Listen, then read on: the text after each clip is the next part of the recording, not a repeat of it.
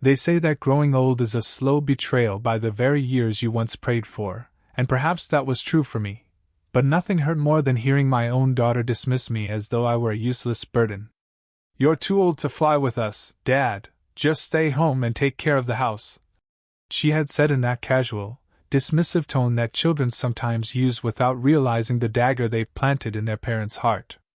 The words played again and again in my mind like a cruel echo, especially in the days that followed. I had raised her, protected her, and sacrificed pieces of myself so she could fly high in life, but now she was literally taking flight without me, boarding a family vacation with her husband and children while leaving me behind like an aging relic destined only to water the plants and guard the empty rooms. I smiled when she said it, of course.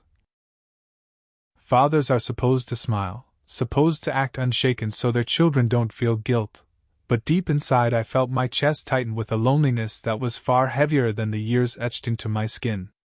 I spent that night wandering the halls of my quiet house, remembering the days when she was little, when she used to cling to my arm and beg me to take her up on my shoulders so she could pretend to be an airplane soaring through the sky. Back then, she used to laugh and say, "Daddy, you can fly higher than anyone," and I would promise her that I'd always fly with her, no matter where life took us.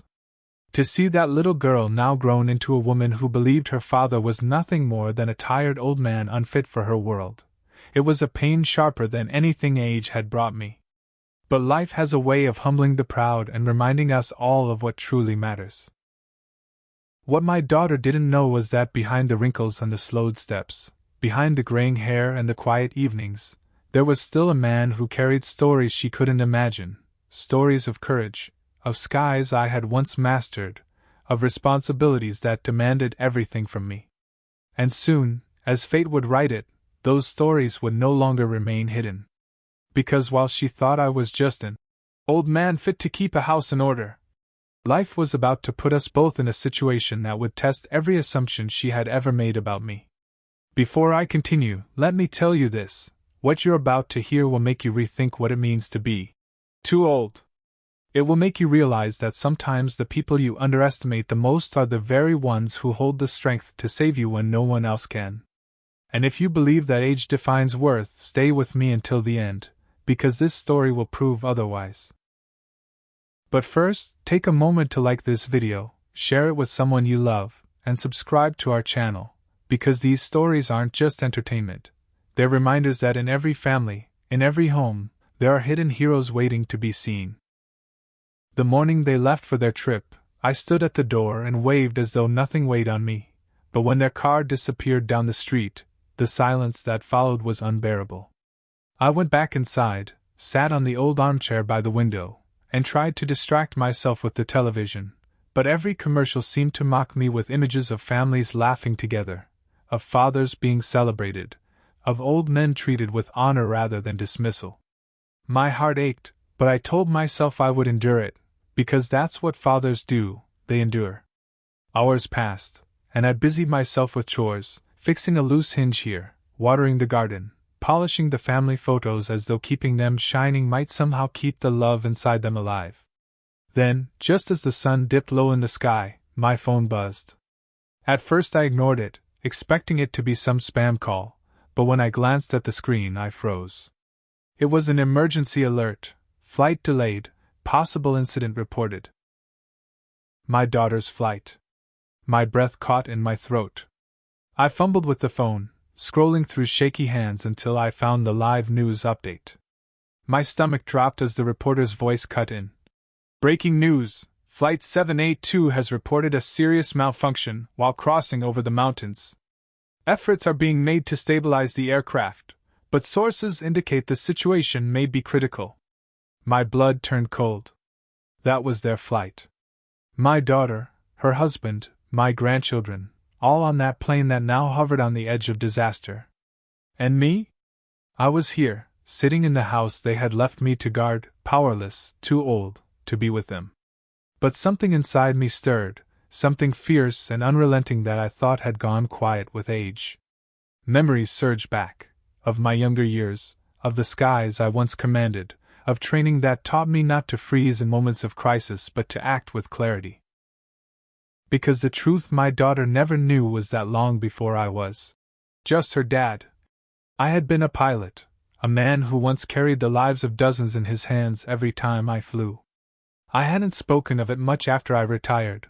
The world had moved on, and I had quietly accepted my place in the background. But now, as I watched the shaky footage of her plane flickering across the news, I felt those old instincts awaken.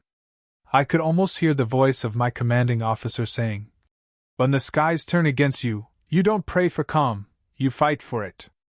I dropped the phone, my heart pounding. For years my daughter thought of me as a man only capable of sweeping floors and fixing leaks, but fate was about to prove her wrong. The question was, would she live long enough to see it? The flight of her dreams, the vacation of her choice, the laughter of my grandchildren filling the skies somewhere far away, all of it unfolded without me. And here I was, back in that silent home, holding on to my coffee cup as if it could answer the questions racing through my head. Was I really a burden? Was I really too old?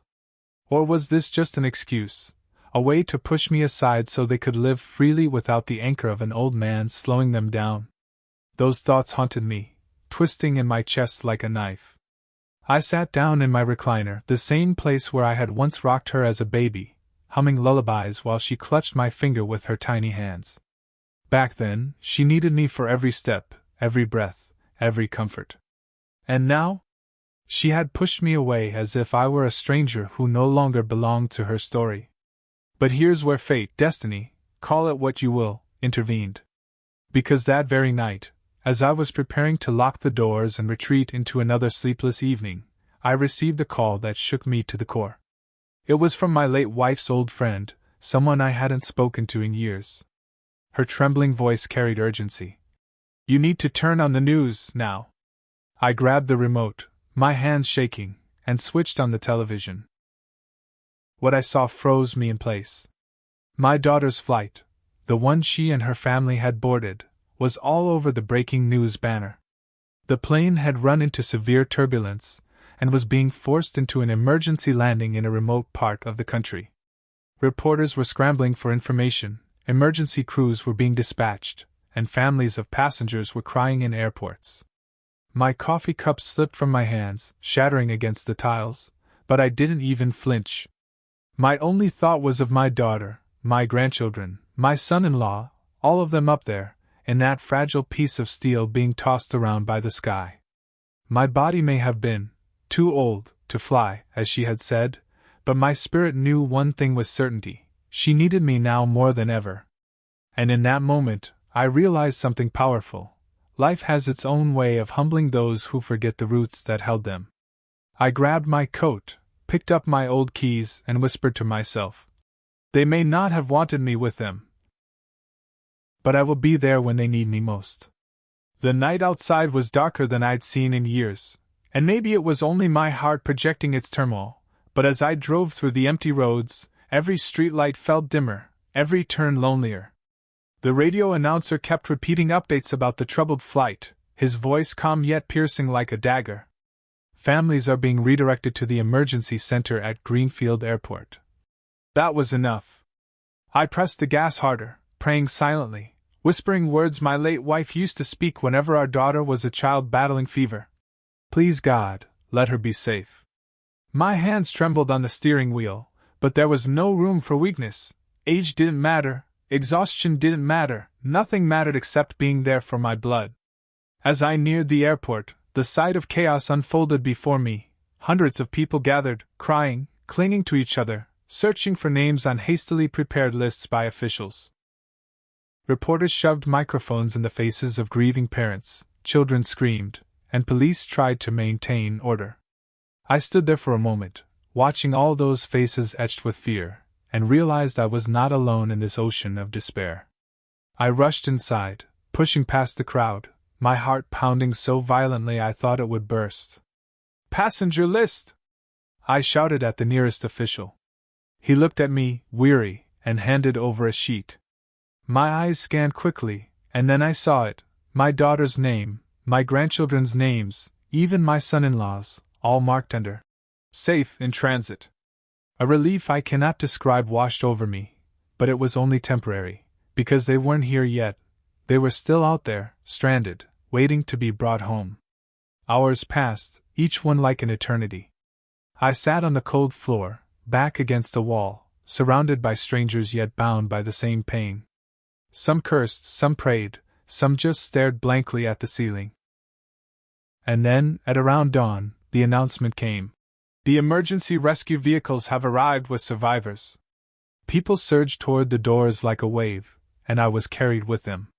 And then I saw her, my daughter, disheveled, exhausted, carrying her children, her eyes wide with fear and relief at the same time. For a moment she didn't even notice me. She was too focused on holding her kids. But when her gaze finally fell on me standing there, waiting, the weight of everything she had said before, every word that had cut me like a knife, crashed over her face. She froze, tears welling up, and whispered, "Dad." That single word broke me. I opened my arms, and for the first time in years, she didn't hesitate. She dropped everything and fell into my embrace, sobbing like the little girl I once carried in my arms. Around us, people were reuniting with their families, cries of joy mixing with tears of sorrow, but in that moment, the world disappeared. It was just me and her, father and daughter, finally seeing each other not through the lens of pride or arrogance, but through the fragile truth of love and survival. She kept repeating, "I'm sorry, I'm so sorry." And I just held her tighter, whispering back, "You don't have to be sorry. You're safe, and that's all that matters." My grandchildren clung to my legs, calling me Grandpa, with voices that shook, and even her husband, usually arrogant and dismissive, stood there quietly, unable to meet my eyes, humbled by what had just transpired. In that instant I knew, age didn't make me less, it made me more. More of a protector, more of a father, more of a man who stood firm when life itself tried to shatter us. And for the first time, I saw it in her eyes too. She no longer saw me as the old man left behind, but as the unshakable rock that still held this family together. The following days blurred into a haze of recovery, but also awakening. The newspapers were filled with stories of the near tragedy, television anchors praised the pilots and crew who had kept their calm, and neighbors who once barely acknowledged me now came by, asking how my daughter was doing, offering prayers, and even admiring how the old man never left the airport that night. Yet for me, none of that mattered. What mattered was the way my daughter looked at me now, with respect, not pity. She had always thought I was too old, too tired, too irrelevant, but when she came face to face with fear, she realized that youth could falter just as much as age, and sometimes the only strength left standing was the quiet, unwavering strength of experience and love. One evening, while sitting in the garden, she came and placed a cup of tea before me, just as her mother used to. For years she had left me to serve myself, brushing me aside as though I were in the background of her life, but now her hands trembled as she set the cup down. She sat beside me, her eyes lowered at first, then rising to meet mine with the weight of 1,000 apologies she could not put into words. Finally, she whispered, "Dad, I was wrong. You're not old, you're the reason we're alive. You waited, you prayed, you never gave up on us, even after the things I said." My throat tightened, but I managed a smile. "That's what fathers do," I said softly. "We don't measure love in years, we measure it in sacrifices." She leaned her head against my shoulder like she hadn't done since childhood, and for the first time in decades, I felt her trust again, raw and unguarded. The children ran in the yard, their laughter filling the evening air, and when they rushed toward me yelling, "Grandpa, play with us!" my daughter didn't stop them. She didn't tell them, "Let him rest, he's too old."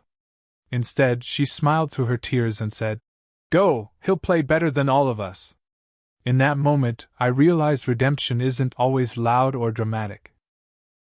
It's quiet, it's in the way love returns after being lost, it's in the way respect is rebuilt brick by brick, even after years of being torn down. My son-in-law too changed.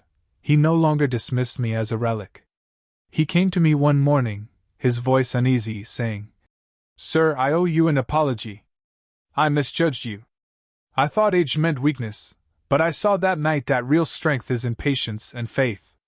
I'll never forget it. I didn't need his apology, but hearing it healed wounds I didn't even know I still carried. Time moved on, seasons changed, but our bond was different now, stronger, unshakable. My daughter often insisted I travel with them, that I sit at the table not as someone to be tolerated but celebrated, the head of the family as I should have been all along. And every time she introduced me to someone new, she would say, "This is my father, the man who never gave up on me, even when I didn't deserve him." And in those words I found everything I had ever wanted. So if you're listening to this, remember, never let anyone tell you your worth is gone because of your age, or because they cannot see it. Sometimes the world needs to be shaken before people realize who truly holds it together. And to you, my dear listeners, if this story touched your heart, don't forget to subscribe to our channel, because here, we believe in reminding the world that strength, love, and dignity never grow old.